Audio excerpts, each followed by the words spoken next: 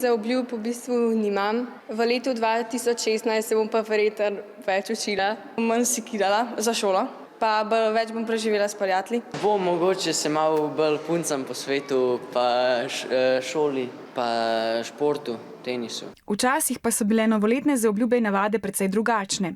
Nastale so predvsem zato, da bi vplivali na rodovitno zemlje, na zdravje, srečo družinskih članov in podobno. Zato so na novoletno mizo dajali različne predmete, kot so semena, denar, pod mizo pa kakšno poljedelsko orodje. Verjeli so tudi, da je novo leto skrivnosten in čaroben čas, zato je veliko pomenilo, če si na novega leta dan počel kaj posebnega, saj naj bi to potem počel vse leto. Jaz to upam, da bo, ker jaz grem zmeri prvega k babi na kosilo, To pomeni, da bom celo leto pa k babi na kosilo hodil. Sem dobro zredil, Enoten začetek leta s 1. januarjem je leta 1691 določil papež Inocenc XII.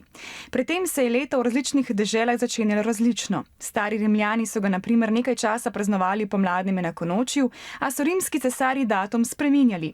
Njihova praznovanja so bila zelo razkošna. Poznani so bili po glasnih sprevodih našemljencev, plesu in tudi opitosti. Vrsta današnjih navad o praznovanju začetka leta je torej podobna starorimskim, saj tudi mi praznujemo hrupno, z ognjemeti, plesom, zabavo, hrano in pijačo.